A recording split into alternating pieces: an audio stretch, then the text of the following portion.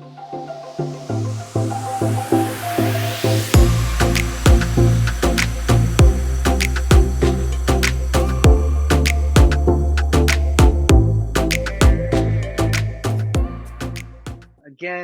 we're so blessed to have you here today, Larry.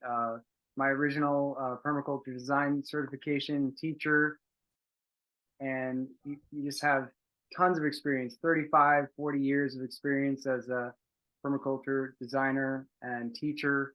The company is called Earthflow Design. Is that correct? That's correct. And I believe you've done projects in various locations across the country and the world. So we're just so Yeah. grateful to have you here and ready to receive whatever you want to tell us. Excellent, excellent. I'm going to talk about design today. So, and then I'll show you. I put it, I've been doing this 35 years. So I put some slides together of a few, a couple dozen slides. But it represents a slice of what we do. It's certainly the better stuff with the better pictures. Um, I'm happy to talk about some of the mistakes we made, some of them tragic. But so I included a deck that has some of my work and then some of my sketches too to get us to that work. Thanks for having me. Um, I am going to get started with the slides here. So hopefully you can see the slides. I don't know how to get rid of this reel on the side, but you'll just could ignore it. But but there's a couple of things that I want to talk about before I actually talk about the nuts and bolts. But the first is sort of a shout out to early humans and humanity in general for taking it for the team, thinking about how many people suffered horrible deaths and whatnot, just trying to figure out what was edible and what were good materials to build with, all that. The sort of the reminder here is that we're connected to, a thread to the infinity. We've got so much knowledge in our bones that have come from a long, long trial and error kind of period here. So mad respect for early humans up until basically to all that we know. And of course, there's been, some talk, some criticism, I think some misunderstanding mostly, about just the origins. And I think that people forget, especially modern, sort of our new emerging regenerative culture. This has been going on a long time. There are indigenous origins to our regenerative culture, and I think that it's important to acknowledge, not just the research, but to understand, where this has all come from, and how many things have happened before, and where we're actually transferring knowledge from. Um, the so anyway, I never heard, regardless of what people have said recently. I think there was several arguments on different forums. I never heard. I worked with Bill Mollison. I never heard Bill Mollison, talk about any technology that he was about to, download on us, without a long, convoluted story about the indigenous origins of where he got the information from. So I think that there maybe it was lost, maybe somehow people forget that part, but there's no part of permaculture that isn't directly, first order attached to indigenous origins. So the other thing is, of course, the thing that sets permaculture design apart from other design disciplines is ethics. And I've had a hard time I guess recently with a lot of the kind of green capitalists out there and the pandemic billionaires and all that, and their methodology seems so sound and so like they want to help everybody, but the core of it is that it doesn't really address some of these ethics. And in dealing with design, you could be building all kinds of things. You could make, we've talked about, efficiency and, using sustainability and different terms like that. And we could efficiently, eliminate a culture. We could efficiently eliminate a species. So it's not necessarily efficiency that we're after. So the ethics help kind of inform the practice, right? So, and it first starts with care for the earth. I think everybody, gets into that and can understand that care for the earth. And then the next two, this is straight from the Book of Mollison, from the Designer's Manual, but it's just redundant, which kind of illustrates permaculture, really. But the second ethic is to seek peace and guard human rights everywhere. I know you've heard, you know, uh, uh, uh, different sayings and fair share and fair square and all this other stuff, which kind of I think cheapens it, really. This to me is brilliant. To seek peace and guard human rights everywhere, right? To care for people, right? And if you can do this, and if this is involved in your decision making practice, right? Like I said, it's just more and more redundant. Of course, we're going to care for people if we're already agreeing to care for the earth. And then, of course, if we're even talking about it, the third ethic is to vest everything towards those ends, right? So once you're committed, right? Once you're committed, there's no more decisions to make, right? You're either going towards sustainability or you're not, right? It's really that simple, right? And then you allow and you adjust for the consequences. There's an arena of consequences, right, involved in all of our decisions and all of our efforts, no matter how bold or forward or helpful or whatever we think they might be, right? So anyway, like I said, they're just kind of nested into caring for the earth. It's all redundant, right? The plan B in permaculture is the successful execution of plan A. Okay, so here we go. So that said, right? When people talk about defining permaculture, and if we went in a circle, it would be kind of hilarious to think of, all the different things that people come up with. And we did a video actually one time about, and it wasn't meant to be funny, but it ended up like it was too funny to use because it was just kind of nonsensical, like people just saying weird shit about, you know, the balance and harmony and this and that. Like it was kind of people just really didn't make any sense trying to explain what permaculture is. And of course, the sexiest, most well-known version of what permaculture is people think it's about gardening or people think it's about building, right? So it's not, right? Permaculture is not about buildings and food. Right? If there's any boomers here, there's a Talking Heads album in the background. There are more songs about building and food.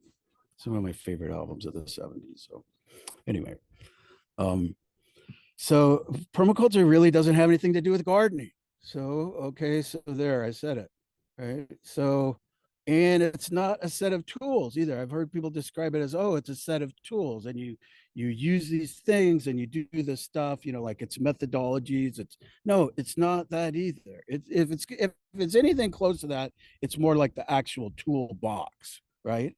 Okay, so it holds all of those things that you have at your availability, right? And the other interesting thing is people talk about you doing permaculture. You don't really do permaculture, right? It's not an adverb, okay? It's not a and it's not a permaculture farm either, right? What happens is you use permaculture in what you do.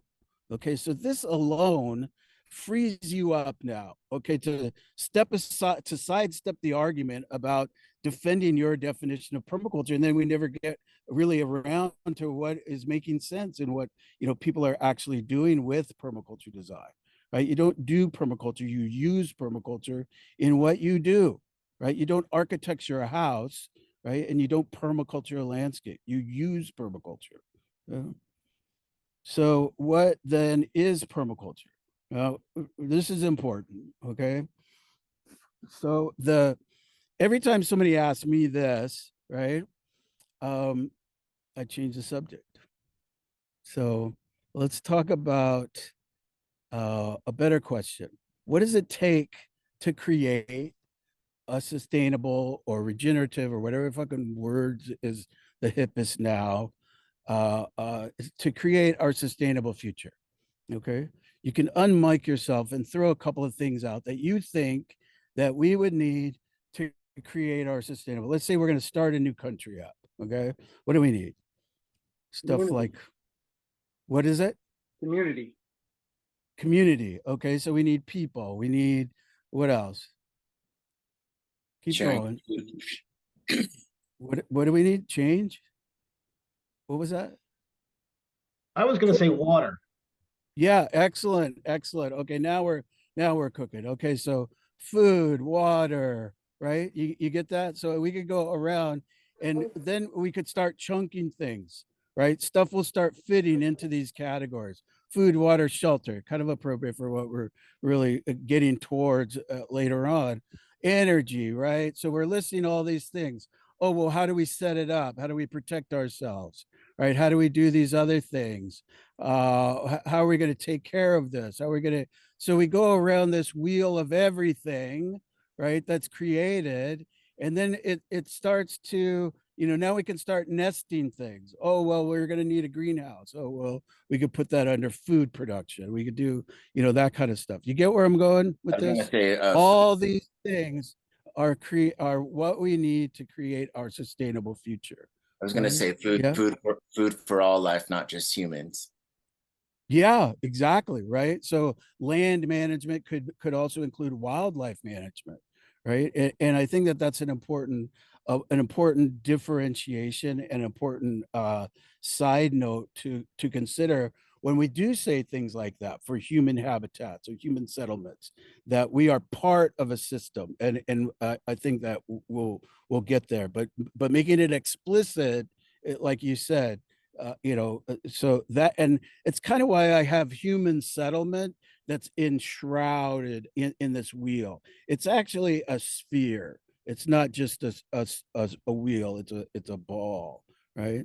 But thanks for pointing that out, right? So we need all of these things, but okay, so we have all of these things, right? Then how come sustainability just doesn't bust out, right? Okay, so we go around this, and then okay, so this is what it's going to take to create our sustainable future. All right, so let's go back to, now that we've got a vision kind of statement going, let's talk about that. Okay, permaculture design is actually design protocols. You can write this down. Okay, design protocols for decision making and problem solving, period. That's the only definition that you need to know. Okay, you can throw all the other ones away, and you can tell those authors I said that. All right. Okay, do you see how this opens it up for all kinds of stuff? People want to argue, oh, well, you can't use permaculture for, commercial farm, or you can't use, this and that. It's like, it's not a farming system. It's design protocols for decision making and problem solving.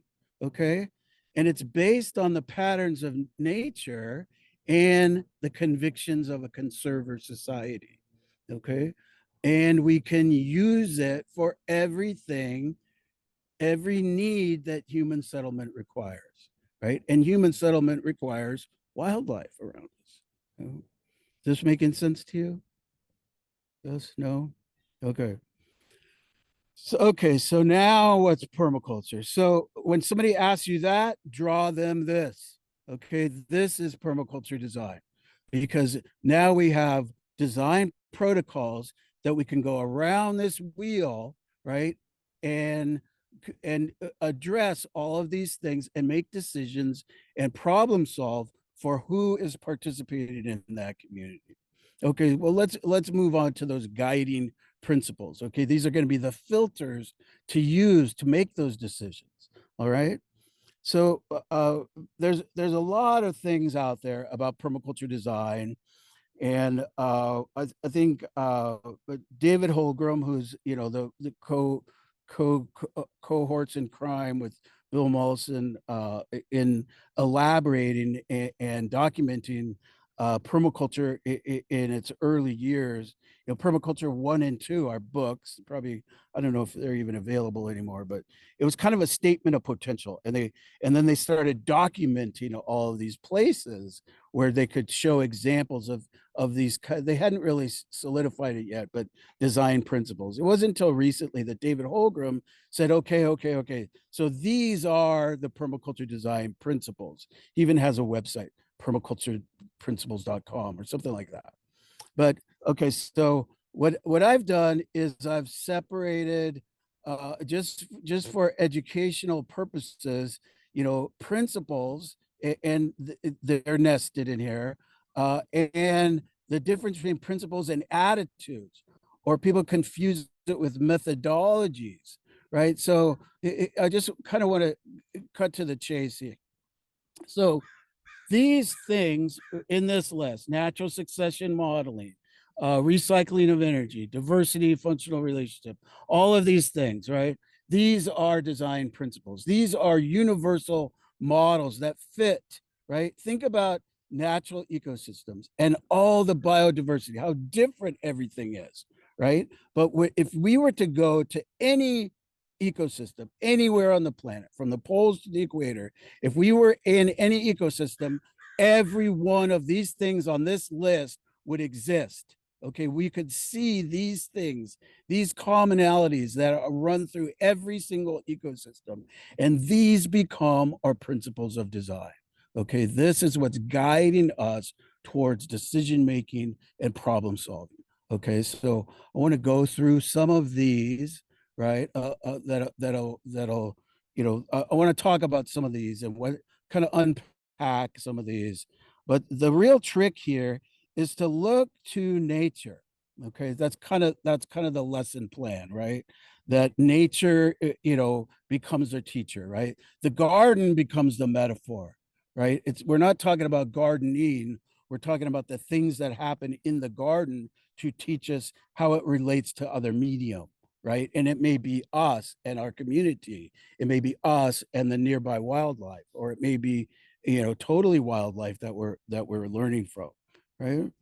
So, all of these different things. This is really, this list of design principles are indicators of sustainability, okay, and are so important for us to be as designers.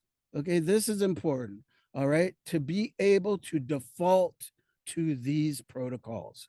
Okay, these become our protocols. These design principles, these guidelines, principles. Sometimes I'll call them indicators of sustainability, but this is what we default to. I want, like if when I'm emperor, everybody will have to memorize this, in preschool. Actually, this is what children's books about kindergarten should be about, or children's books. People tell me, oh, I'm writing a permaculture kids book. And then I look at it and it's about flowers and trees and, the harmony of things. But it isn't about natural succession modeling. It isn't about following the energy trail. It isn't about multiple functions for single elements, right? It talks about kind of around these things, but I want people to learn these backwards and forwards. Like this should be a tattoo, like baby's first tattoo. So let's unpack some of these, right? Are you guys doing okay? You can nod or, Okay, so let's see, design principles. Okay, so let's look at a couple of these. So we'll unpack some of these. Natural succession modeling. Does everybody remember, like from 7th grade ecology class, where they said like the pond becomes a meadow, right? And the meadow becomes a forest, right? They're trying to tell us about how over time things happen in nature, right? That there's a model, there's a sequence of events that starts to unfold. If you think about a pond, right, it's a depression that gets stream fed, and that stream carries silt, and that silt begins to build up, and it does actually, right? If you go to Yosemite Valley, you go to Mirror Pond, right, in Yosemite Valley. Has anybody been to Mirror Pond in Yosemite Valley? Right, you used to be able to see Half Dome in the reflection, but now 50 years later, 60 years later from the first time I saw it, that pond is filled up with silt. It's like, fuck, seventh grade ecology class is actually real. It's filling up with silt, and now that sets the stage for seeds to sprout and a forest to start emerging, right? Natural succession modeling. First things first, right? It sets the stage for the next thing to happen, right? You can't, and then if we're following this model, okay, well, if we're using the forest as that model, right? In the forest, there are plants and animals that group together, right? There's nurse plants, let's call them, like these bushes. Like anybody's familiar with, you guys are all over the country, right? Or are you primarily West Coast, or yeah? Like up in Oregon, you've got Shaperdia, right? Shaperdia canadensis, Shaperdia arborescens. It's like a big round bush, maybe like 3 foot tall, globe shape, and it's got little ovate leaves that kind of drop all year long. What does that tell us already? That bush is building soil. It's dropping biomass, and it's creating the conditions for, mycelium and bugs and all this stuff to start breaking it down. So it's creating life. And you look closer, and there's actually little trees sprouting in there. It happens to be a nitrogen fixer. It happens to collect moisture. It happens to protect from frost. It happens to, attract a bird, right, to its little berries that bring in phosphate bundles and nitrogen when it shits and takes off, right? So it's got this interactions. Everybody following me here, right? And you look closely in there, and there's a tree growing, right? And it is getting its start in the canopy, being nurtured, right? It's being nurtured by these plants, right? Right? It's preparing these trees, these climax species to be kind of well adjusted, right? Now the timber companies will come through, right? And I remember I was tree planter, and it was brutal work, with a hodad, which I think is illegal now, but like a long pick where we would slip in trees and just like haul ass all over the hillside. It was brutalizing. People would get injured. So when you're on light duty, one of the things that you did for this company was take leaflets around to people's ranches and farms, right? We'd knock on people's doors and hand them leaflets that we were going to be spraying the area, right? It was like required by law that we notified people, right? So we were spraying the area to kill plants that weren't economically viable on these lease sales, right? On the hillside, you got these trees that we just planted, but the timber company didn't want these pesky, bushes taking up nutrients so that these trees could grow, right? Are you following me here? Right? So what do we have today? You guys are up in Oregon or Washington, right? We've got all these forests that are weak and feeble, right? They call in the beetles, they call in the fire. They weren't nurtured by these, Shaperdias that got wiped out with spray, right? So when we look at this equation as a linear equation, right? We want timber. This is not timber, therefore we should remove it. It will compete for nutrients. Well, yeah, I guess in that equation, right? But it really doesn't work like that. It really is setting the stage for the next thing to happen. Okay. So now, okay, does that make sense to you? Right? There's things in the landscape that emerge that sets the stage for the next thing to emerge. Right. So if we jump ahead, then we might be missing something. Okay. So now the beauty of all of this, Okay, the beauty of all of this is how we can start as designers to learn to uh, transfer this information to other medium. Okay, so what I want you to try to do is think about a natural example and a cultural example of how this natural succession modeling could be mimicked, mirrored, or otherwise used. Okay, just think about that for a second, because we're going to circle around to all of these. Okay, so does anybody know what a thistle is? Yes, who knows what a thistle is? What's the first thing you think of when you think of a thistle? Usually in Somebody- disturbed areas. Okay, disturbed areas, excellent. What else? I mean, just like the intrinsic characteristics, it's spiny, it's spiky, it's bitter. You know, it's just not very palatable, right? Say that again. Medicine. Medicine, right? So yeah, for all of us with liver issues, Beautiful purple color. yeah, purple Milk color, thistle. you know, milk thistle. Yeah, okay, so all right, so forget about the thistle for a second. Okay, you know what grass is, right? Not weed, but grass, right? Grass. Can you describe grass to me, somebody? Tell me what grass is. Yes, no. You remember Sure. this from seventh Yeah, I mean, grade it's got botany? that super deep roots. Excellent. It's a monocot. Monocot. So that means it's got parallel veins. It doesn't put set cambium down. It's got vascular bundles. Remember this from seventh grade botany class. Okay, High this is in a review. silica. Okay, so it's high in silica, right? Because it's mining with those deep roots. It's mining minerals out of the soil and bringing it into this other form, right? One of our design principles, right, was follow the energy trail, right? Recycling of nutrients. It's recycling nutrients from the soil, bare minerals, and converting it to a different form and using it in a different way, right? Grasses.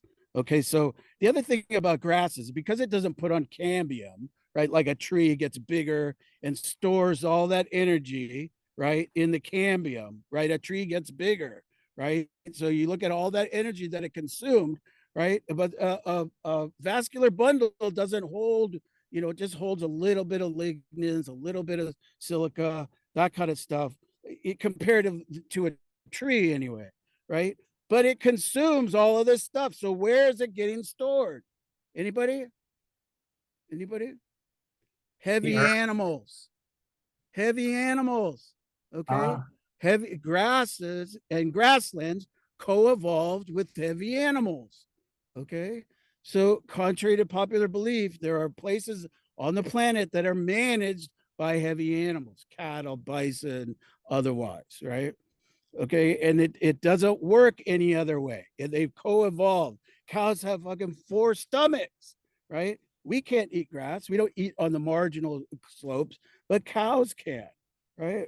And so, okay, so forget about that for a second, except for the behavior of the cows, right? They eat the grass, right?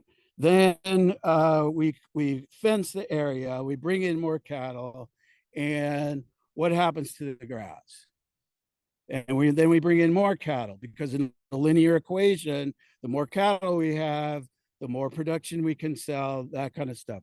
What happens to the grass? It dies. It starts to get compacted, right? It starts to get overgrazed. It doesn't really like thatch, right? It doesn't like, like a bunch of grass on the ground to grow through. And it doesn't like straw to grow through, because it co-evolved with heavy animals that would have eaten all that off, right?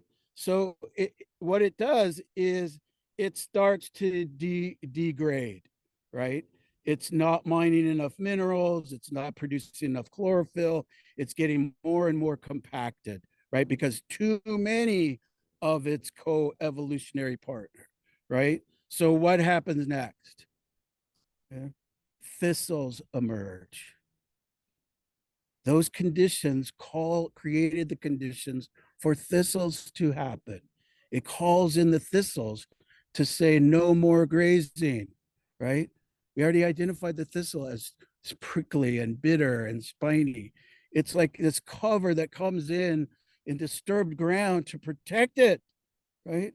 All these years we've been, cussing at the thistles, where it's really just like enough grazing for now, enough, just give us a chance. And it's going to set the stage for the next level of succession, which is probably woody and herbaceous shrubs. Okay?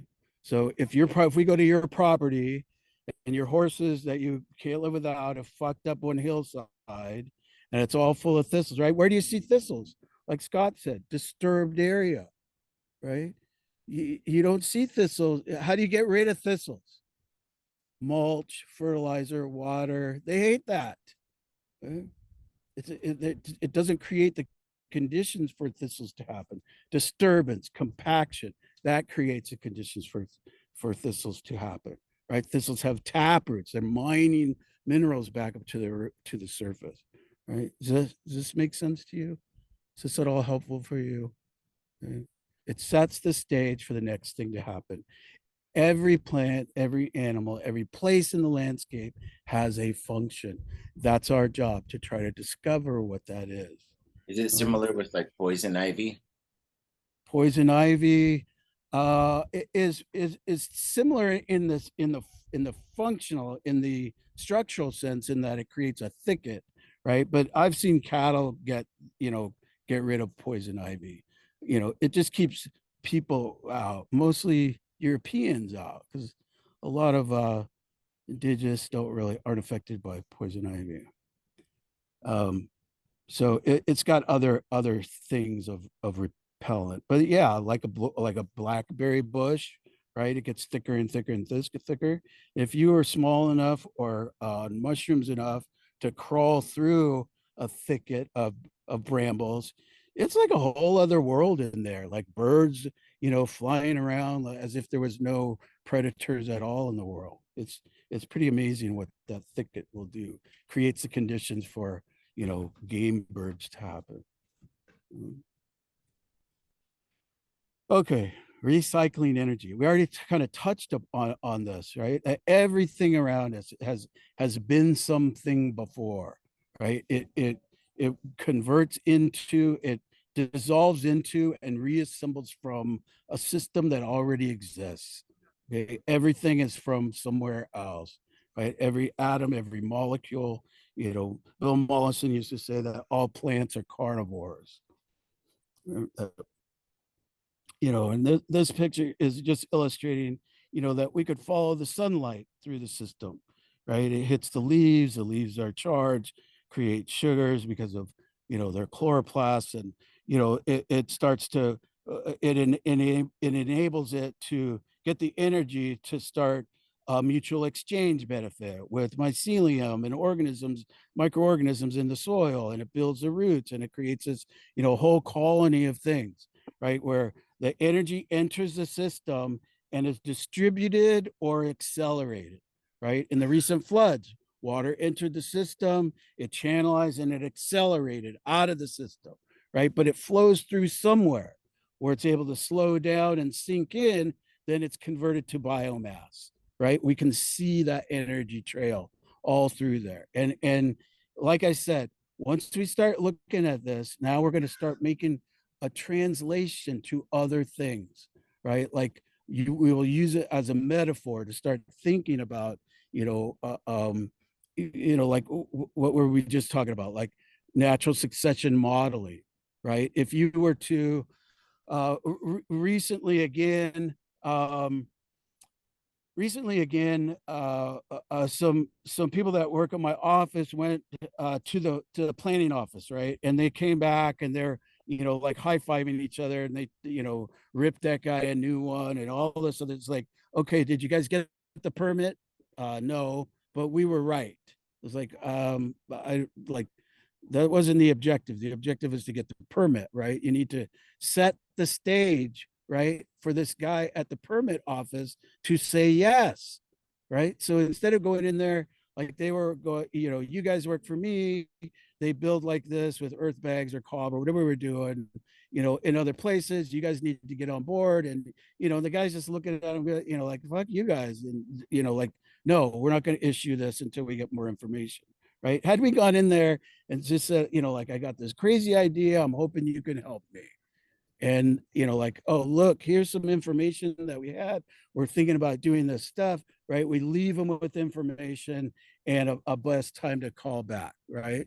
Do you see how we're setting the stage for the next thing to happen? But if we jump across and demand the permit without the steps in between, without the foreplay, right? We can't get, we've made too many steps ahead, right? We're not following natural succession modeling. So when I talk about transferring these principles to other mediums, that's what I'm talking about. Using it as a metaphor to help us understand, because you could examine a situation, even a domestic situation, right? Where, okay, let's follow the energy trail, or let's step back and I can see where I should have been a little bit different or made different decisions instead of demanding that I jump ahead, right? So this is the decision-making, problem-solving protocols. So okay, so recycling energy, right? So everything that comes in the system is converted to something else, or is accelerated or contributed to somehow. So again, this is in every ecosystem, and no matter where you are, okay? And diversity, okay? Diversity and the caveat here, the quantifier is a diversity of functional relationships. Okay, this is very important thing to throw in there, because random diversity is not really what we're after. Okay, we have random diversity, and sustainability doesn't just bust out. Okay? What we're looking for are things that connect, and a lot of them, a diversity of them, and a diversity of things to connect. The more connections that we have, the more functional relationships that we have, right? The more sustainable longevity increase and durability increase, right? So diversity of functional relationship. This slide is a slide that I took in CloudForce in Mexico, right? And everything in this understory is either medicinal or culinary or some other use. And same with the overstory, right? The overstory is, a mixture of nitrogen fixers, the canopy of leaf litter for fertilization.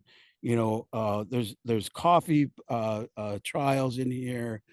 There's all kinds of stuff in proximity to this little homestead and village, right? So it's not way out in the middle of the desert that we have to, use energy to go out there to do, but we can explore and create these functional relationships by design. Questions, comments? If you, some of you look disturbed, so if you got something, then go ahead and raise your hand, even if we circle back to it. I haven't seen if anybody's even interested or logging questions in the deal. So if you're disturbed by something, then in case I didn't say it, is if I go off because you said something or asked a question, just consider yourself lucky, because I'm just fishing for a reason to go off, okay, about something. Okay, so don't take it personally. Actually, everyone should congratulate you. So multiple functions for single elements, right?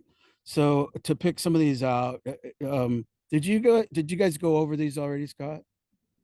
Just briefly, yeah, but Okay, yeah. here's what you Is have to this say. okay with you? Yeah, Oh, yeah. okay. So the classic, the classic example, biological example, is a tree, right? A tree. If I asked, each person to write down or tell me what, the function of a tree is, we'd get as many responses as there are people, right? Oh, it's a solar collector. Oh, it's a timber generator. Oh, it's a place for birds. Oh, it's a place for fruit. Oh, it's, so multiple functions for single elements. This is something that we see in every single ecosystem. Every element in the system is contributing and is connected in a multiplicity of ways and performing different functions, just like that thistle was. It's mining minerals. It's converting those things to bitter exudates. It's got, developing thorns out of that. It's, all these different things to have functions, multiple functions in the landscape. Okay. So the next thing, of course, is not as confusing as it sounds, but so this one is about, multi-purpose, right? And multitasking, right? And this one, multiple elements for single functions, okay? If you unpack that a little bit for a second, multiple elements for single functions. Oh, so that means a lot of things in that system contribute to accomplishing one of those functions, right? So this is what we think of as backup systems in nature. Okay, and the reason that I'm showing this fungus is to remind me to use the example that I like to use about, okay, so you've got this function of decomposition. Yes, right? So things need to be decomposed and that flow through energy converted to other nutrients, using by other things, making it available to other things that see that and capitalize on that, for lack of a better term, right? So this particular mushroom everybody's familiar with, but it breaks down lignins, right? It's probably the quickest, fastest thing to break down wood or logs or up in the Pacific Northwest, you've got trees that hit the ground, right? And because a forest depends on the fallen forest decomposition, the contribution of decomposition for their health of the new trees, right? Things rush in to decompose it. And right, we've seen mushrooms break down trees and logs, right? You look at this log, it looks almost intact, and you step on it or lean on it, and it just completely crushes. You open it up and it's just like filled with, mycelium, like these, mycelium is decomposing it. Yes? Yes. Okay. So that is the function of that element, right? But if we went down to northern Mexico or southern Arizona, right, and a tree falls, or even Southern California, right, a tree falls, I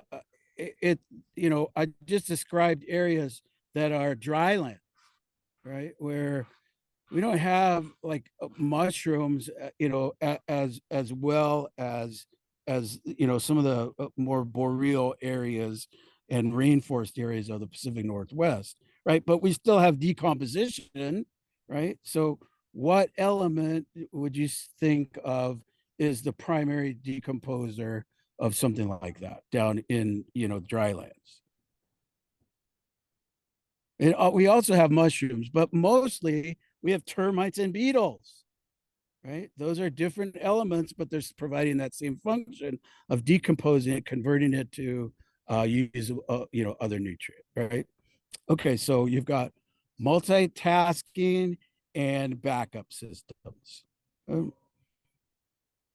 So when you're thinking about, like building something, oh, if we put it here, it'd be awesome. But if we put it right here, it could also shade this in the afternoon, right? Now we're thinking, now we're designers, okay? Stacking in space and time, kind of a permaculture cliche. If you're really into it, then people adopt this vernacular of stacking, like everything is stacking, like way to stack, dude, and all this other stuff. It's just, basically you could stack anything, that you're nesting anything. You could stack your trip to the grocery store and stop and get, whatever on the way. That's stacking, right? Doing multiple things in one trip even, right? Or the classic example is stacking in space. Is you go out into the woods, and you've got this a circle, a yard, like your arms, like inside that circle in front of you. You lie down on the ground, you've there's like a tree coming up, but under the tree there's like some bushes, and there might even be one of those taller understory trees inside that, and under the bushes there's herbal fruiting and flowering ground cover,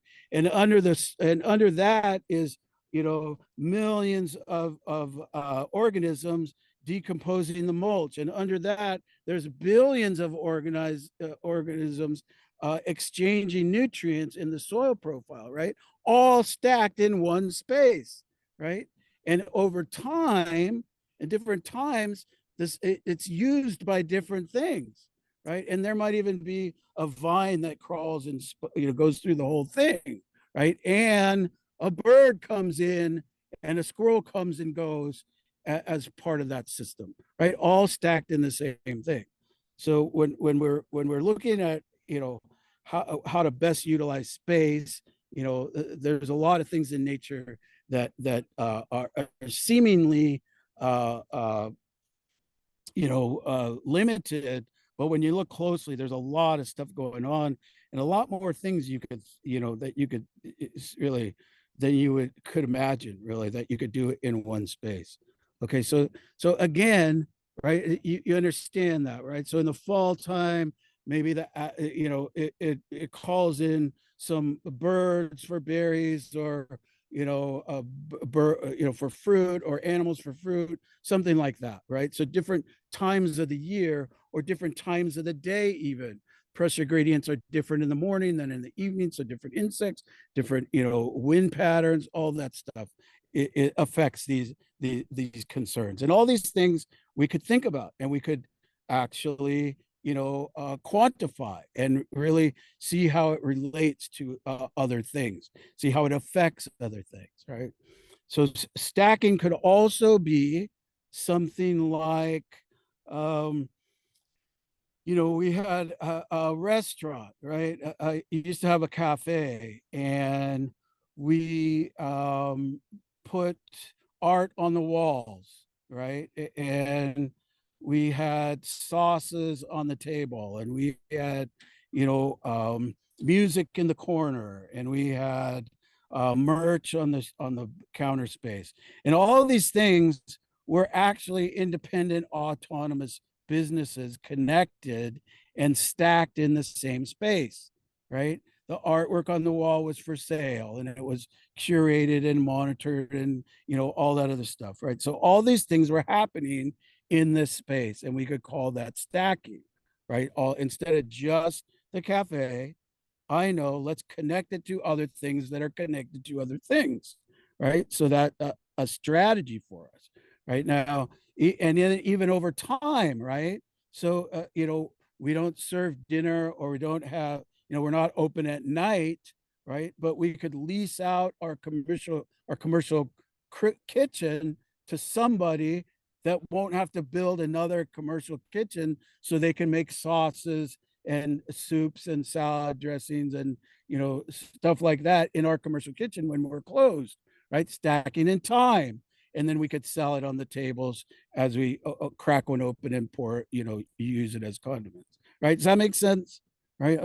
Well, let's just try to bridge and start using natural examples and cultural examples that we can use and utilize as guidelines for decision making and problem solving protocols.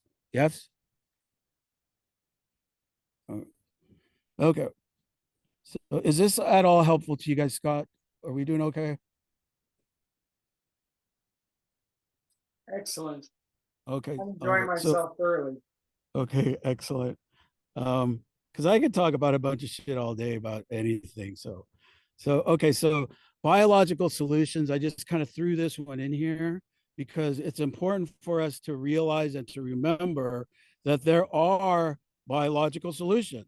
I mean, evidenced by a million years of evolution, right? That plants and animals have worked out most stuff, right? We've seen, like, we can't even we can't even build a pump that could pump, a stream of water from, 30 feet below the ground to 100 feet to the top of a tree, right? The way a tree pumps water and moves water like that. A stream and a branching order and the distribution of materials.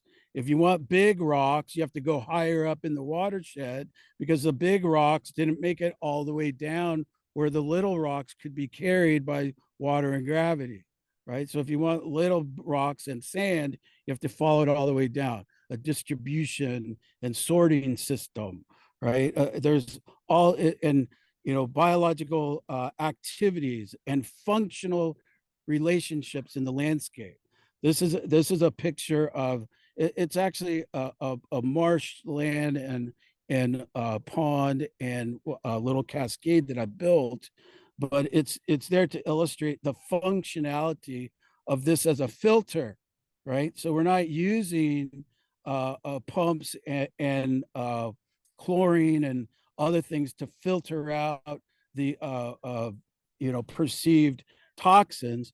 We're using plants that use that. They don't see it as toxin, they see it as nutrient, right? So we're circulating those things. And this particular garden that we're looking at is the group that's using it, right? It's everything in this shot is either edible, medicinal, or otherwise useful. They're weavers, right? They weave baskets. They do all this cool stuff. So I planted things that they could make dye with, and that they could use for weaving. They're weaving, right? You see how it's connected to the people that are using it, right? And its functional solution is that we're going to convert this wastewater into usable, functional plants. Everything in nature does everything at ambient temperature with natural materials. They don't use electricity. They don't they don't cut off the waste and throw it away. Everything is created with biological solutions. Okay, so in that sense, the other thing is that we could, this is a constructed wetland system, right? And we could see it in nature doing the same thing. Lakes and ponds are filtered through these things as they exit and enter through these systems. Macrophytes, remember from 7th grade botany class, macrophytes are live in supersaturated water, and they depend on that slow. They even take up heavy metals, right? They live in bogs, they live in swamps, they live in wetlands, and they convert high nitrates and high nitrites into usable material, their own bodies, right? So okay, so the other way to think about this that I talk about and that I use in design a lot is to think about, okay, if there's a biological solution, then what is it, and how could we translate that, right? So I had this guy wanted me to put in air conditioner, right, at his building, and he wanted some kind of eco air conditioner, like, oh, you guys are eco design build. Can you help me cool my building? It's so fucking hot in here. And so, first of all, the building is in the middle of the desert, and it's a stone, building, not insulated, and it's covered with metal, right? So, think about that for a second. It's fully exposed. It's got stone or cinder block, that's filled with concrete that is thermal mass, right? Okay, so if we were going to build an oven, right, we would build it like thermal mass with a metal roof on it so that it could absorb and hold the most heat, right? That's what this building is. And then you look down the street, and next door is another building identical, and it goes on for miles in every direction, right? So I told the guy that I could cool his building, right? So what I didn't tell him is that I was going to put in an eco air conditioner, right? But we ended up putting in an air conditioner, but he wanted a bigger air conditioner. You know, like he took me to go see his air conditioner, and I want a bigger air conditioner. You know, like, is there some kind of eco air conditioner that you could give me that will, you know, work for this building? And so I just kind of looked around and looked at the parking lot, and then just started asking all these different questions, right? I talked to the people that work there, you know, where do they eat lunch? Where do you park? You know, what's going on here? I'm trying to get an idea of who's using this particular thing that we're designing, right?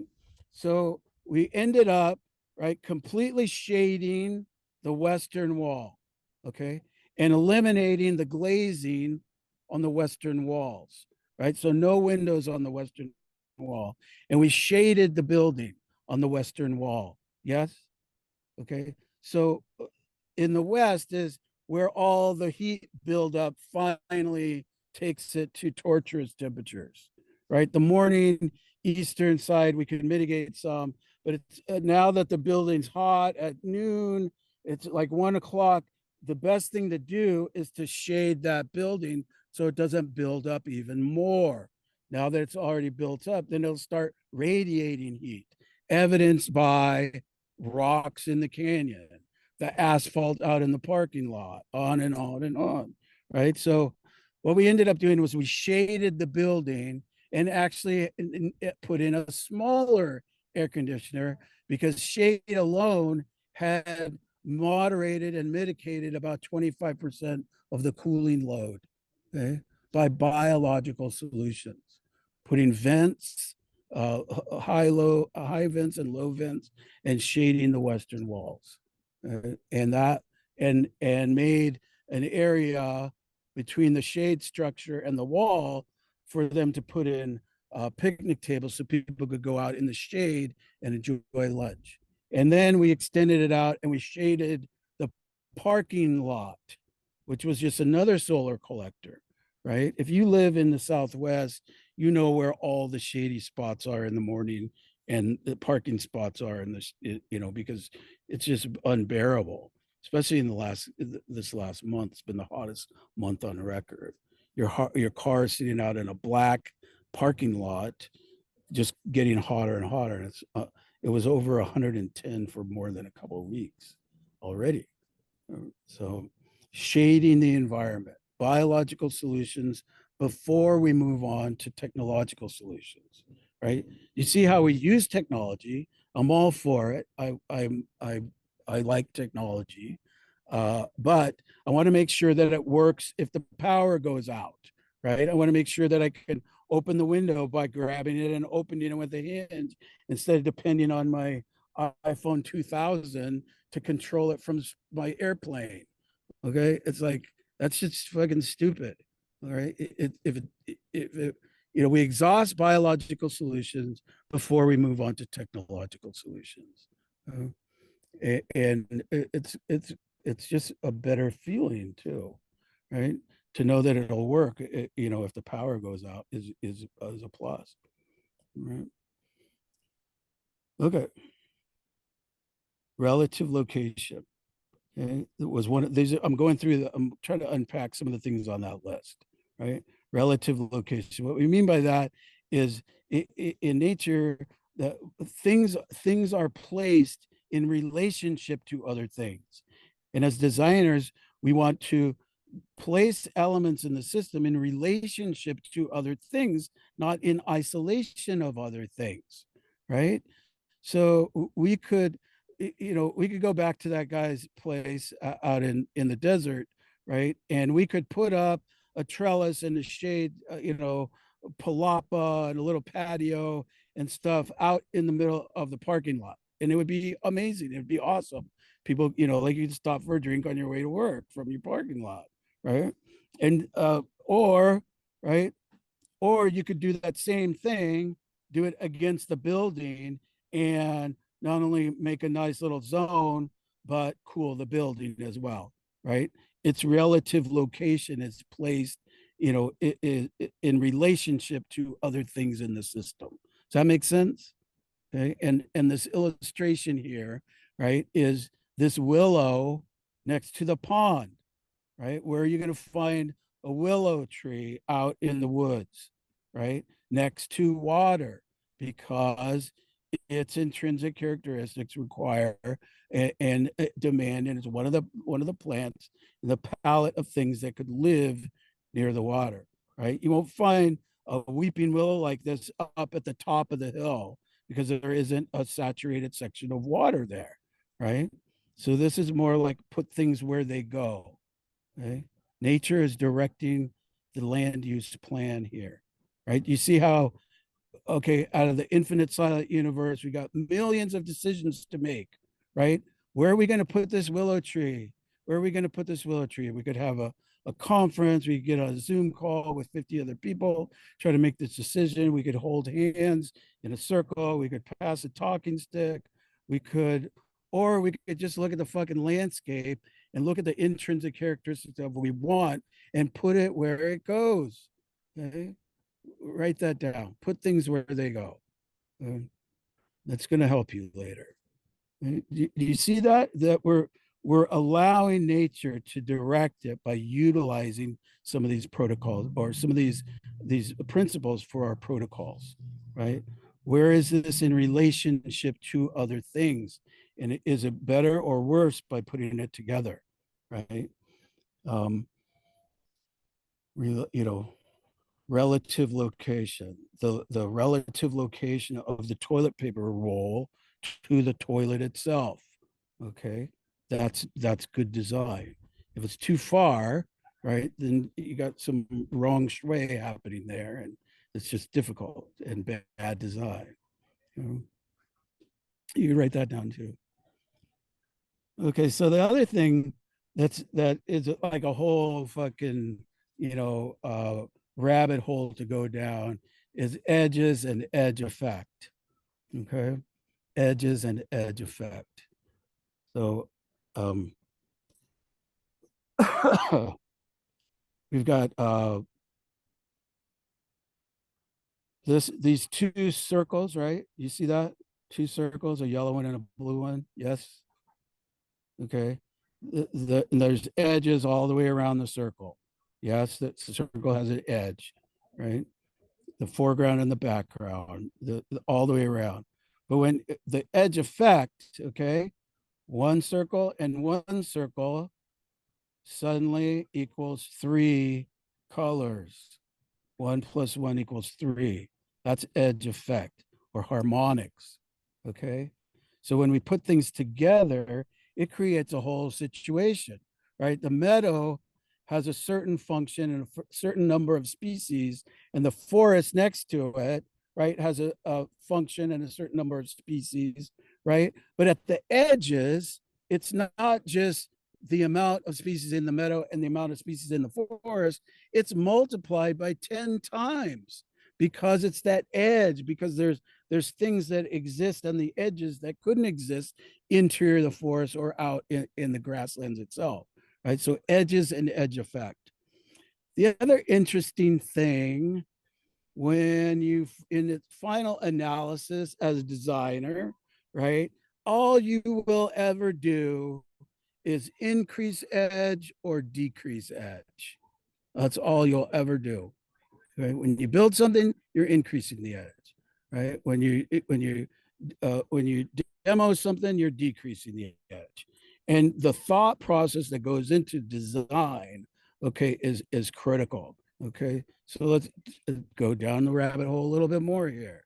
Okay, edges and edge effect and increasing and decreasing edge. Okay, you guys with me here? So here we've got this circle, right? And now let's put a little edge there. All we did was put this little thin line. Okay, so edges, right? Now that there is edge, it could be a string, it could be a line, stretched across the grasslands, or it could be. Do you remember from 7th grade biology class where they talked about Pseudomonas bacteria, like it's in dust, it's on everything, it covers everything.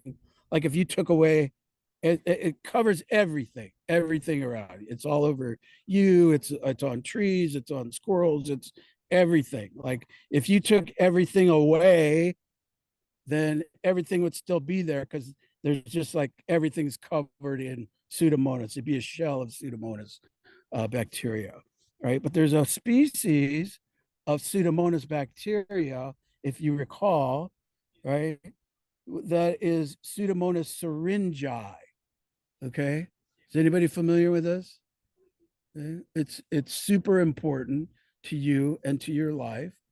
Pseudomonas syringae evolved to have this little syringe stick out of one of its sides. This edge, right, just sticks out, right, as it floats around the atmosphere. Now, right, it's not smooth anymore. It has a little bit of edge, and it's enough for atmospheric moisture to condense on it, right, and start to seed clouds and create rain. Right? Without Pseudomonas syringae, there would be no rain, right? These dust particles high in the atmosphere. A squirrel runs up to the top of the tree and right, and then all this Pseudomonas goes off into the air, gets carried by wind currents, or like we get all together. There might be mushrooms involved, maybe not, but there's drumming.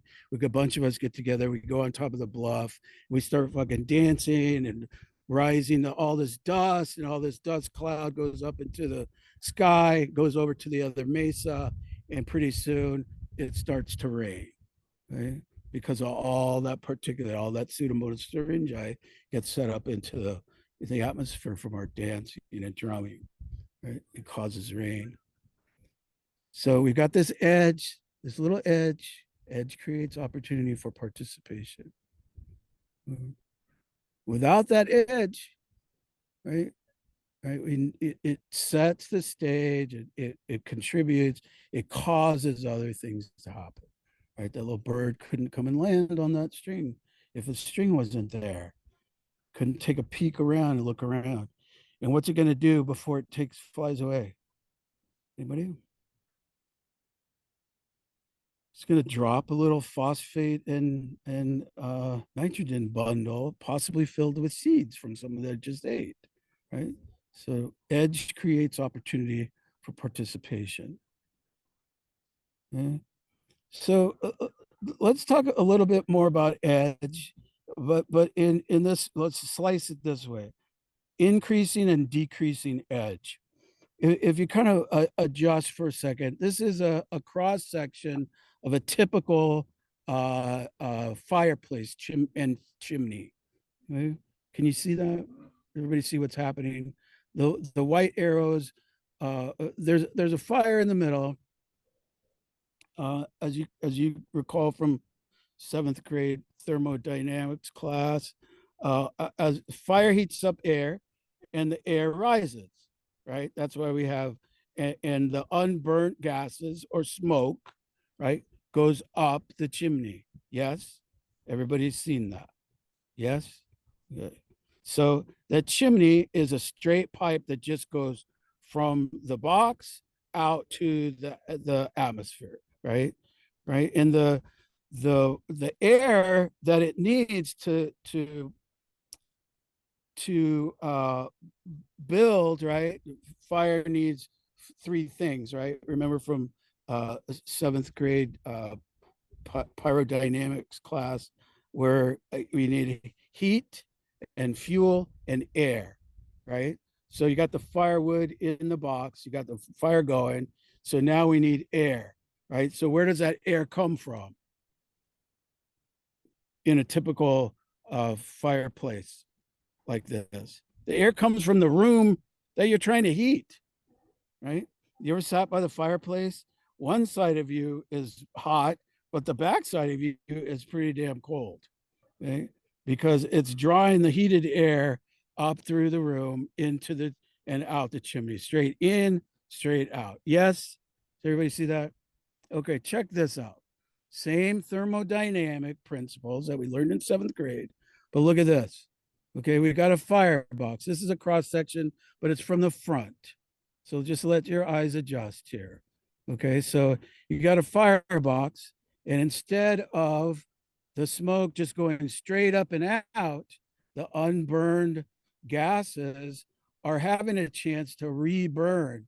And not only that, the hot gases of this chimney that's just going straight out, right, is now meandering through. We've increased the edge of that chimney, and now that heated air that the firebox has heated, and as that needs to go up, it's forced to go through this pathway that exposes more edge of the fireplace itself. Look at this chimney, has all these convoluted passageways, and now that thermal mass, the chimney material itself, the brick material, is absorbing the heat as it passes through, unlike this one that it's just going straight through, right? So we're adding edge, we're increasing the edge of this pathway, and it's allowing all the heat to get absorbed into the thermal mass and supersaturate the thermal mass and then radiate out into the room. Is that cool or what? Hopefully, well, and this is the same thing with a rocket stove. You put a secondary burn chamber, and then you increase the edge on the chimney flue, and that chimney will heat the bench that you pack, or the thermal mass that you pack around it in the shape of a bench, because you're a designer, right? And there's multiple functions for single elements, right? It's not just a chimney, it's a heated bench. Okay? So this is a Russian stove, or in Russia, they call them Russian stoves, and Masons call them masonry stoves, and Germans call them Hackelhaken something stoves. Oh. Okay. So think about this. Increasing the edge, right? Not only it's a little fractal too, because you chew your food, right? You increase the edge, you make the particle size smaller, so there's more edge on that sandwich, right? If you just put a sandwich in and went straight through out your butthole, you wouldn't absorb any nutrient, right? But if you chew it, macerate it into smaller and smaller particles, there's more edge for more absorption of your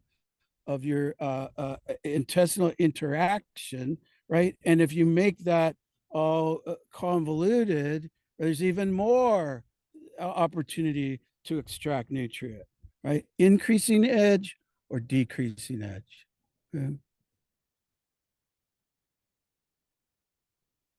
Optimizing edge, right? This is from Toby's book. You see that, like, if we had plants that grew really well around the edge of the pond, like blueberry bushes or something, if we could put a lot of plants around that circle pond, but if we convoluted the edges and made it crenellated or warped and lobed, we've created more edges, and we could put more plants and blueberry plants, right? You see that? You see how the illustration with the black dots, not a Rorschach test, okay? It's the same. Each of those black images, right, is the same surface area. Okay, they all have the same amount of black. Okay? They're just different shapes, right? And the ones with all the lobes have more edge. Is that working for you? So increasing and decreasing edges. Okay. Increasing and decreasing edges. Right. You see these eaves and the rafters exposed the top illustration.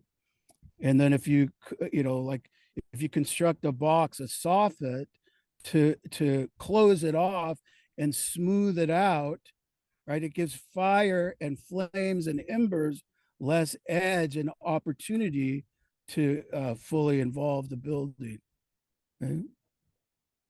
Increasing and decreasing edges. Design, right? You see how these are design protocol. We're translating them into design protocols for decision making and problem solving.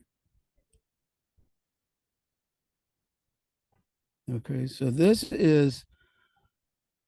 are those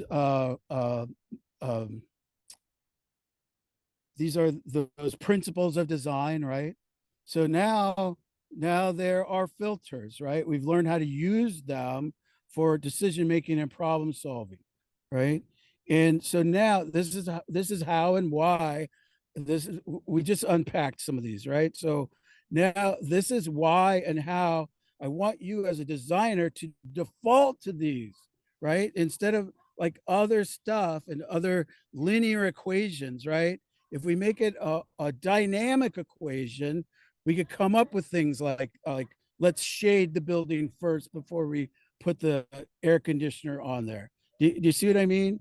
Right? Like a linear equation, it's hot. We've got this air conditioner. Let's get a bigger air conditioner to cool the building. And let's use a eco, air conditioner and, that runs on soy milk or something. And then, we'll give ourselves an award for that, right? Or, right, in a linear equation, that makes sense. It's hot, building's hot, therefore we need a bigger air conditioner. Perfect, you get a star. But in a dynamic equation, right, you look at all the factors, what's causing the heat buildup to happen, and maybe we could mitigate there. We isolate the variable and eliminate what cannot be. Write that down. Okay, so now we're going to look at all of this list, the indicators of sustainability. Okay, and guess what? Remember this wheel of everything? Okay, now we're going to take this, right, and we're going to go back to this list. And by the way, in our design courses, we go back to this list that you made, and then we're going to go and we're going to talk about food and problem solving with food and water and shelter. And we go around this wheel, making decisions and problem solving using those principles. Okay. Yes, no, questions, comments, concerns? You guys doing okay? Should we take a quick break here, Scott, or I need to grab a glass of water? I think that's a great idea, Okay. just to keep everybody fresh. Okay. Take a little pause. Yeah, let's take a pause, and I got more stuff.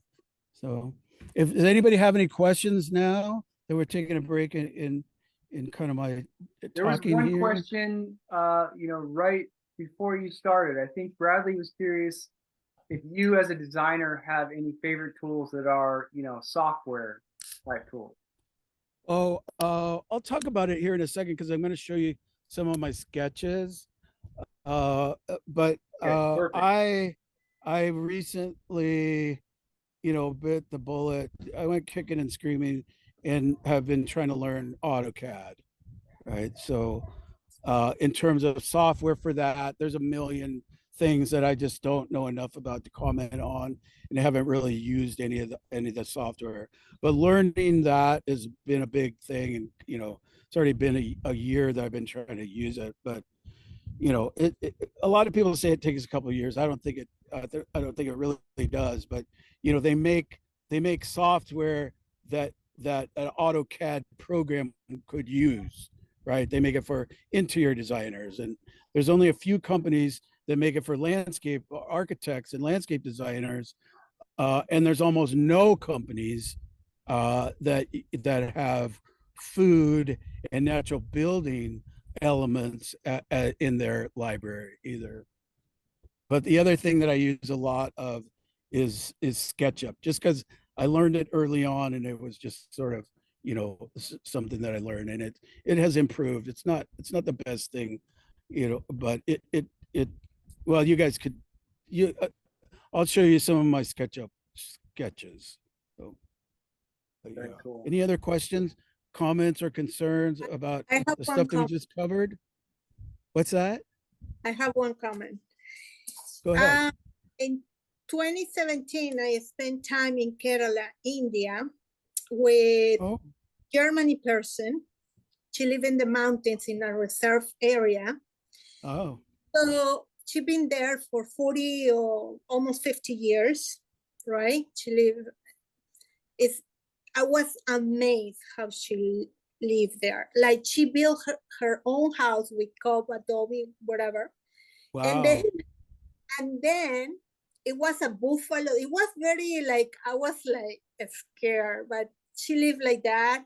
She planted Yeah, her own food. But the more what you mentioned about the chimney, it yeah, was awesome because I didn't understand until now, like in the middle of her house, 2 floors, it was the kitchen where she cooked, right? The stuff. yeah.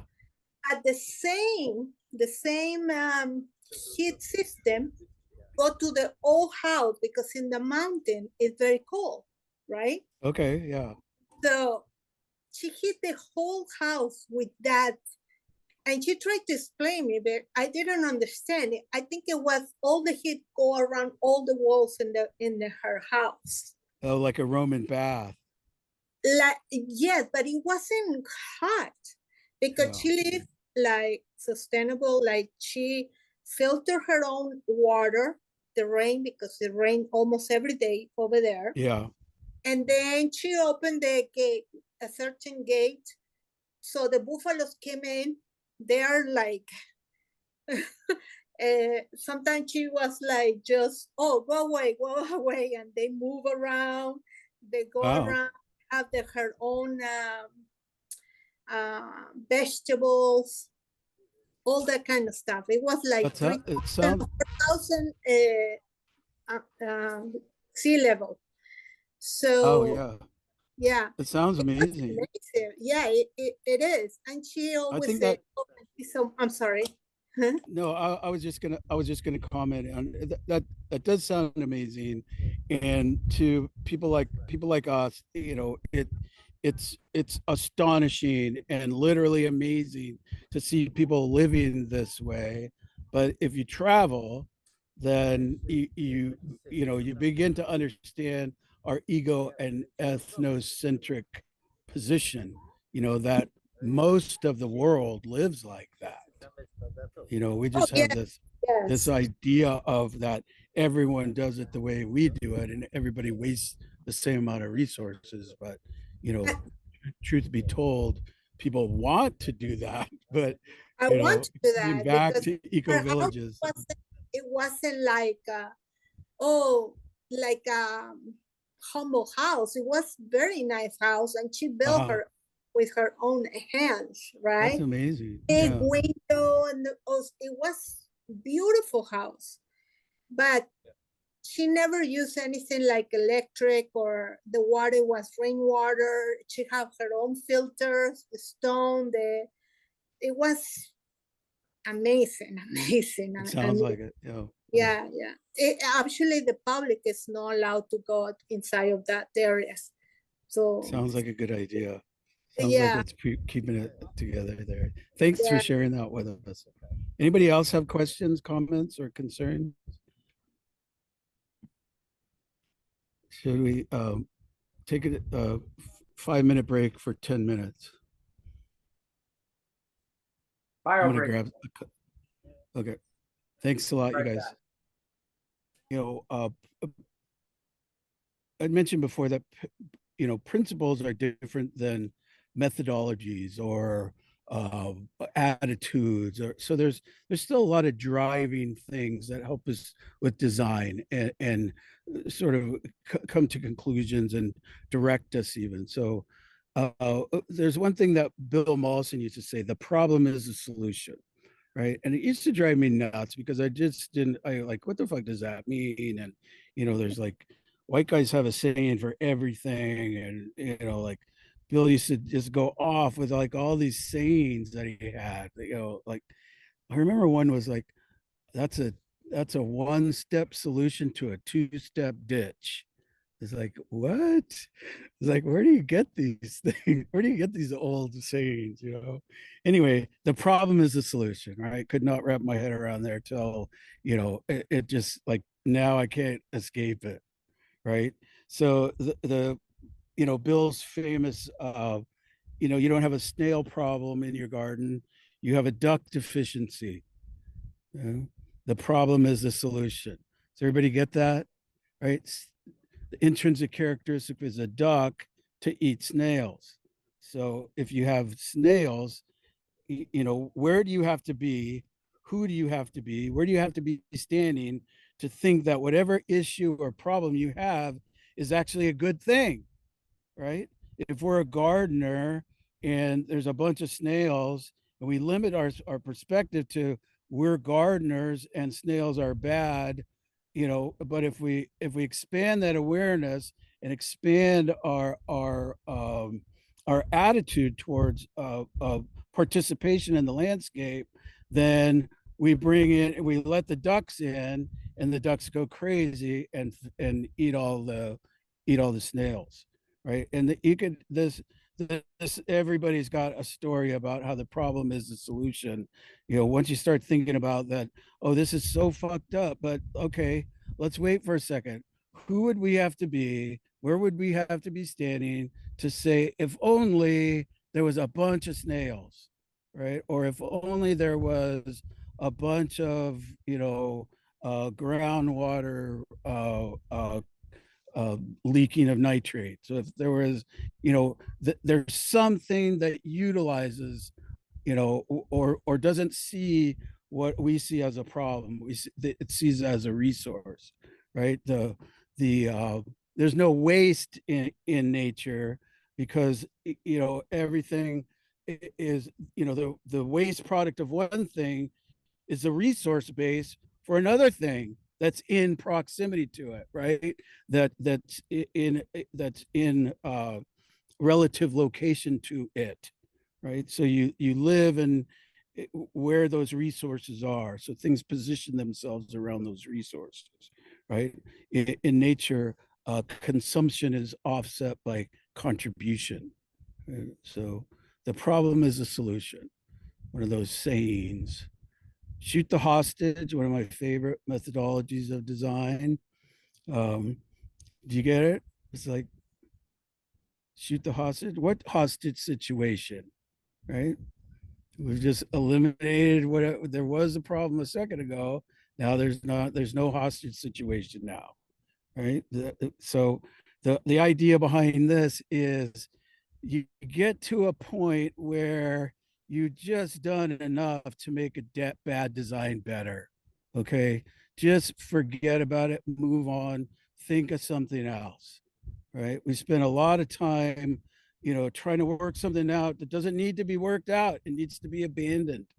Right? So, and that, that's a tough call. And that, like our conversation two minutes ago, is really about, experience and trusting yourself and that kind of thing to know when enough is enough, or like chasing something that just does not make sense, like that just like we're creating problems by trying to solve this one, and it's just like no end to it, making a bad design better. So you got to come up with some way to moderate yourself. Somebody in this group is chasing something that they should give up on now. I guarantee you that.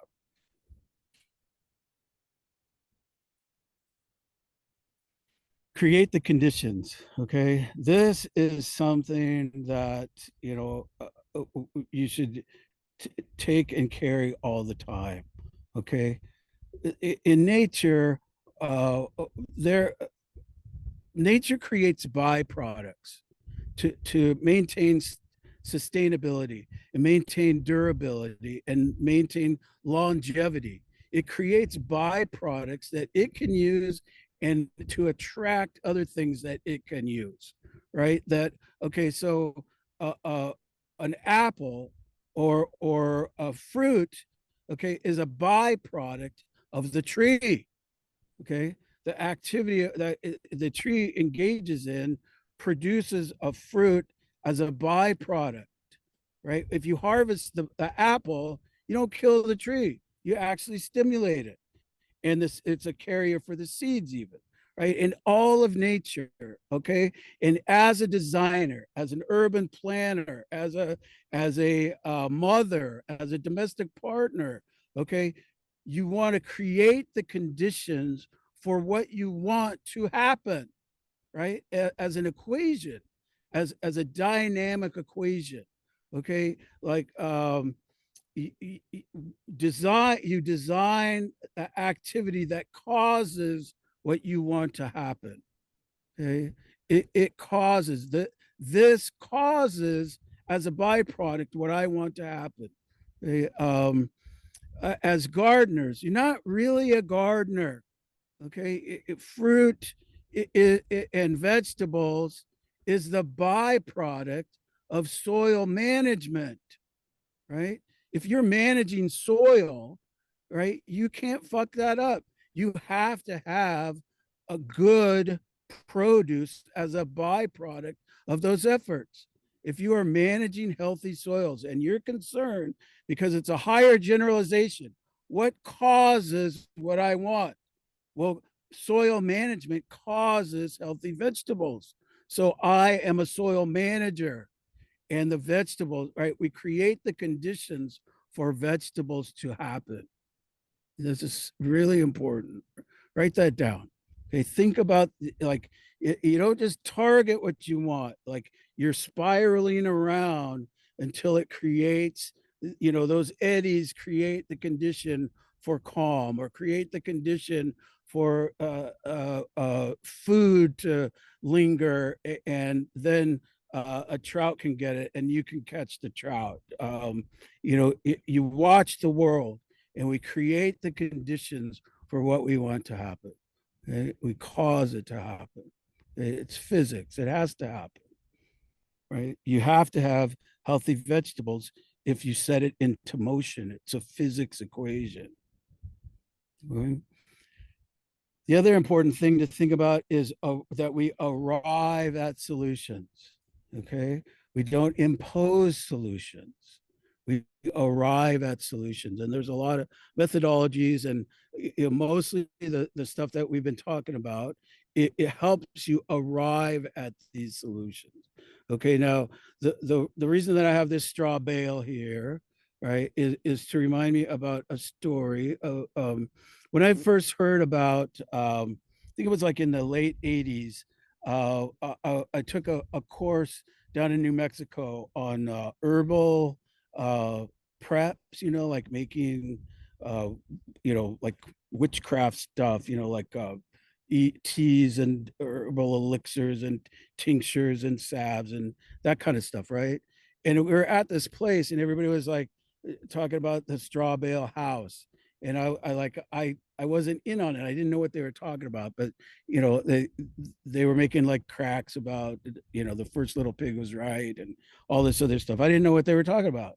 And then somebody, like a few days later, there was a picture hanging on the wall, and it was apparently on hinges.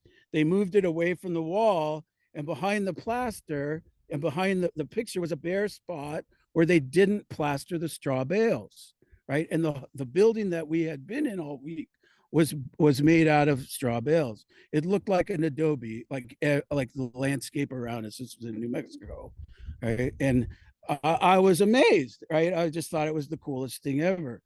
Thick walls, it was beautiful, it was warm, it was quiet, right? It was super insulation, right? Out in the desert, in the mountains in New Mexico, it gets really, really hot in the summertime, right? And if you're building, you're going down the list of things, right, that your shelter needs to address, right? And the heat is one of those things.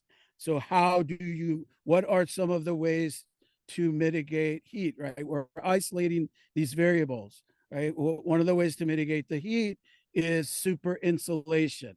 Okay, well, we could use this high-tech stuff. We could use what causes super insulation, right? And oh, wait, I'll be back to solve this. I got to go hay the field, right? And then I've got too much straw left over, so I'll throw it to the horses and the cattle, or I'll burn it in the field, right?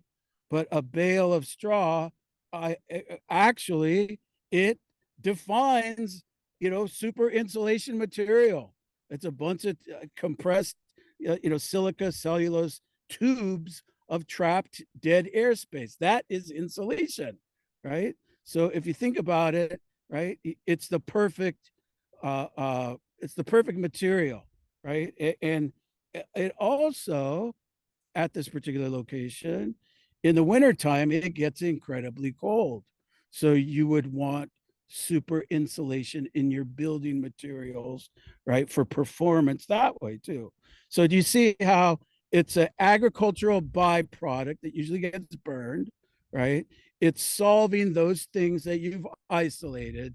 So then you can arrive at that because you need super insulation, because the shelter that is addressing those things on your particular site. Yes? Does everybody understand this methodology? Okay. We're isolating the variables and addressing it, but in kind of, and going back and forth, big picture details, patterns, details, right? Okay. So I went crazy. I built a little house, more of a shed, really, that somebody took great pictures of, made it look like it was this big castle, but it was really a shed, right? And that wrote an article and about this eco house, and it's, like all this stuff. It was super cool. Somebody called me from Hawaii, from the Big Island, and said, "Oh, I read about this thing, and I want you to come over and build a straw bale house," right? So that's cool. I said I could build a shelter, and I told them, as much as I wanted them to hire me and buy a few tickets to Hawaii, building with straw, right, was an appropriate technology. That's what we called it in those days, was appropriate technology, right? So why did I tell them that building with straw is an appropriate technology? Somebody tell me. Nobody? Is this thing on? You guys hear me? Well, do they even have straw bales in Hawaii? Yeah, I was gonna say no straw. Excellent question. Yes, they do. There's straw, and straw is an agricultural byproduct, right? It's not hay. It's straw. It's leftover. It's just the stalks once the seed heads have been taken off from cereal grains, wheat, oats, barley, rye, that kind of stuff. So, and remember, we covered monocots. They usually store that in heavy animals, so they didn't co-evolve with a bunch of thatch on the ground. So they don't like a fallen forest. They don't like a bunch of grass on the ground to grow through. Unlike a forest that really loves fallen trees decaying around it to give it nutrient to live and survive. Grasses don't like that. So here we've got this agricultural byproduct that's sitting there. And yes, they do bale straw in Hawaii. And even if they didn't, like, we're holistic thinkers. So, okay, well, what else could we use if there's no straw? Is there some, noxious weed, which there are, or some other byproduct that we could bale, some silica cellulose thing, like, not bagasse, but, the spent fibers from sugarcane production or something like that, right? Okay, so no, that's not the reason. What is the give me another reason that straw bale is appropriate building technology?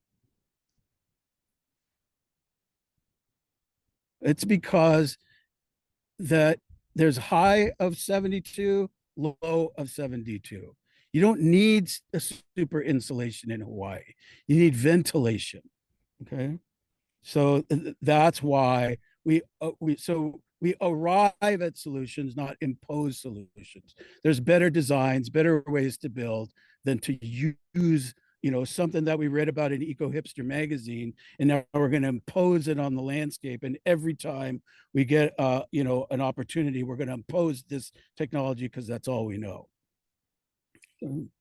So, okay, so biomimicry, right? Well, how would nature do it? Just something to continually ask ourselves, like, like we're trying to do this. How would nature do it where we are, right?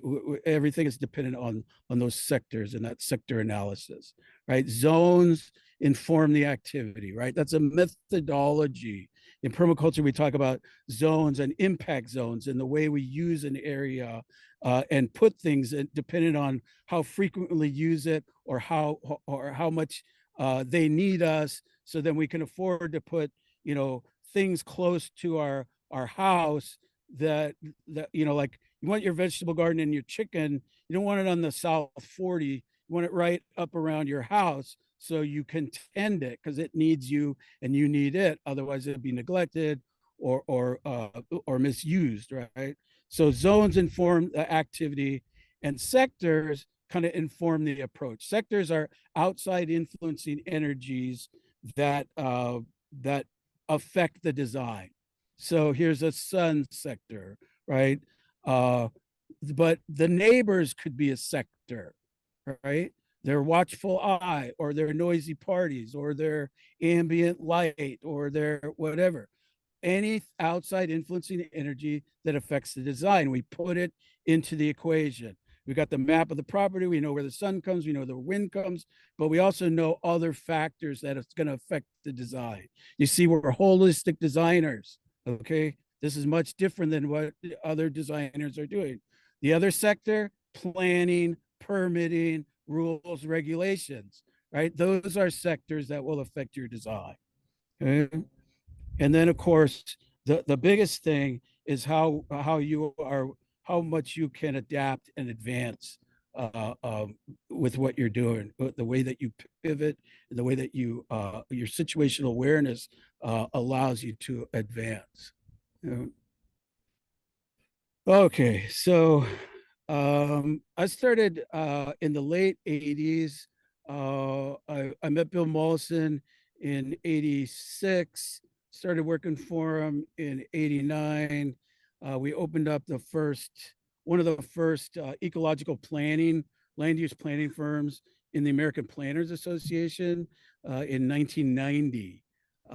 And I really haven't looked back since. We've got educational programs with the Permaculture Academy, and my design and build company works closely with that. Some of my students can go and join the crew, and vice versa. Crew can join the classes. So anyway, we've been teaching courses all over the place. I've been lucky enough. I got my start in New South Wales at Tagari Farms with Bill Mollison. Us in Los Angeles. There's 5 million people just in the core there. Making cities sustainable or helping towards getting towards sustainability directly preserves wilderness. So we've worked all over the world, Denver, Seattle, New York City. I've done classes and projects in many places in the U.S. and abroad. Some projects in Haiti, City Soleil. Let's see, through Mexico and Belize, Panama, France. If I don't answer my phone, this is where I'm at. Right now, I'm in Malibu. This is in Malibu, and we're building a bunch of stuff around, for the poor kids in Malibu. We teach all kinds of classes and get people involved in that kind of building stuff, and people can sort of work and realize stuff in real time for us. So. Okay, so here's a few of those sketches I was talking about. The contour modeling, kind of, using information that's available from satellites and government agencies, and it is a game changer. Once we started being able to do that, model our stuff. Of course, all kinds of data and data points are available. This all goes into the mix. Typical site analysis only includes that, but of course, our sector analysis would include the neighbors and the anything and everything else we could think of that would affect the design. And we organize it into, maps and booklets and operating manuals for the property. I'm burning through here. I'm going to lose power, and I'm sitting on the side of the harbor. So I'm going to go to black here in a second. So anyway, this is done with drones. These topographic maps, they map everything. They can mark, anything you tell it to. The trees, existing trees, they can identify different trees. This is helping us put in water harvesting systems for food forest, and the best place to place the housing. This is kind of a close-up of that design. I have serious hippie credentials, but I love modern architecture and materials as well. This is actually a model, a mock-up, but this is all designed to be bermed on 3 sides. So it's just the top. You can see everything else is below grade, and then there's a hillside.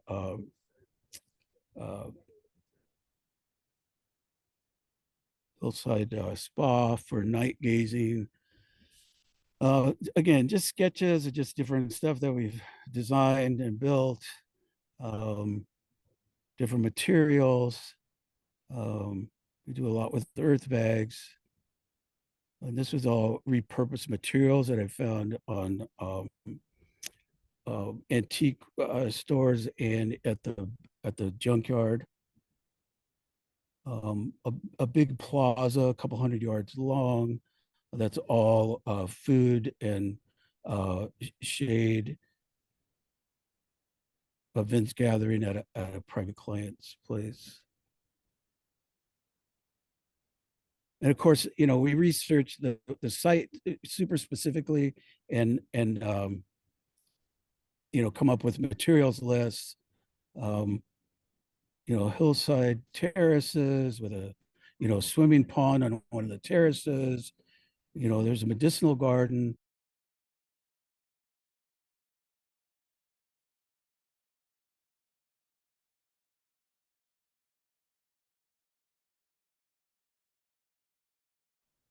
It's not all sexy. We've got, like a bunch of toilets I've designed too. So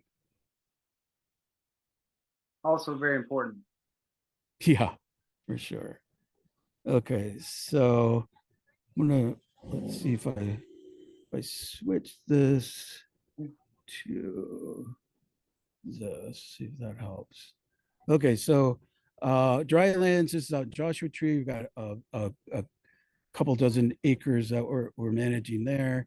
This is a project that we hope to get more involved with. That we've done some consulting. It's 4,000 acres on the Central Coast. Just different projects that we bring in students, different materials, earth bags. There's an earth bag house that we built in Haiti. I'm not sure of, it's easy to build low cost materials, but I don't think thermal mass is the way to go in the tropics. There's a few other cob projects. This is a backyard barbecue kind of setup integrated with a grill. There's even a solar oven and some hay box cookers. not a gas range, but rocket stoves, built in. I thought I was so smart in doing this, and then I saw this at the Adobe in downtown LA, and it's 100 years old. Same thing. This is light clay, some natural swimming pools that we've designed and built. And we're big into broken concrete. So this is some work over the last couple decades. Did I say that we're big into broken concrete? I'm obsessed with building with broken concrete and native stone and gardens, of course.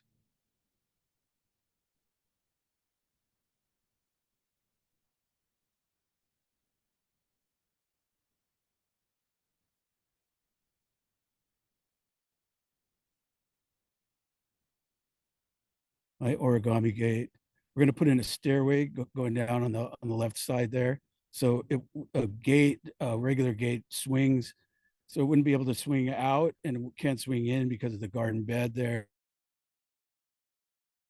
Wow, that was fresh.